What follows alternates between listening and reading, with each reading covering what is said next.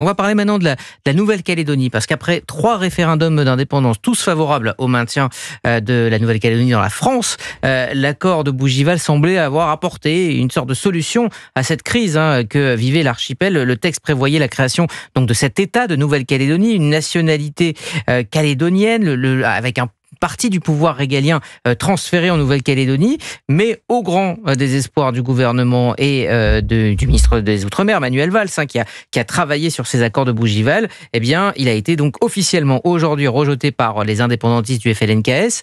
Il juge, Manuel Valls, ce choix incompréhensible. Il appelle à poursuivre le dialogue. Est-ce qu'on n'assiste pas là à une fuite en avant du FLNKS qui finalement dans ses rangs a gardé les plus radicaux et qui évidemment ne veut pas de solution? Ces accords de Bougival étaient, on va dire, très très favorables aux indépendantistes. Ah non, mais ils veulent aller plus loin. Ils en veulent davantage. Évidemment, c'était cousu de fil blanc. Ce ne sont pas des gens qui fonctionnent, j'allais dire, dans la mesure. Et moi, je suis absolument pas étonné. Je m'attendais d'ailleurs à ce que, à un moment ou à un autre, ça arrive. Je l'ai trouvé trop calme. Ça n'est pas leur habitude. Donc là, il va falloir continuer de discuter. Mais attendez,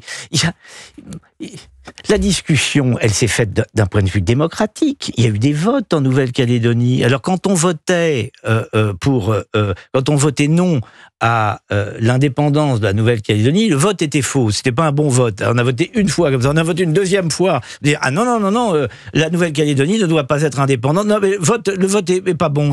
On n'en tient pas compte. Donc on s'arrange totalement là-bas avec la démocratie. Bon, alors pas étonnant qu'on se retrouve aujourd'hui avec une telle réaction. Je vous rappelle, il y a eu 3 votes. Retour à la case départ pour Manuel Valls et le gouvernement. Manuel Valls est chargé d'une mission impossible qui est de mélanger l'eau et l'huile. Bien sûr. C'est une quête désespérée, oui, d'accord. Mais je me souviens quand on avait parlé, vous aviez reçu le député de Nouvelle-Calédonie, dont j'ai oublié le nom, et on s'interrogeait sur les possibilités de réussite de cette rencontre à Bougival, et on était très sceptiques. Or, il y a eu un accord. Oui.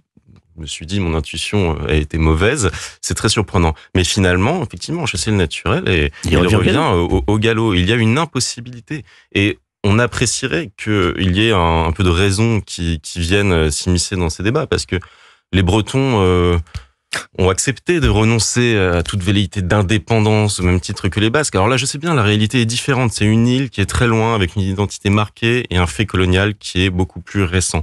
Pour autant, la population est mélangée. On ne va pas l'ignorer, ce fait. En plus de cela, une souveraineté acquise aujourd'hui aussi loin. Qu'est-ce que ça signifie? Est-ce que ça veut dire qu'ils vont accepter de se mettre sous la coupe d'une autre puissance? La Chine doit regarder cela en se frottant les mains. Absolument. Il faut aborder ces questions-là avec nuance, et la question de la souveraineté, je trouve, est quand même abordée avec beaucoup de compréhension par la métropole.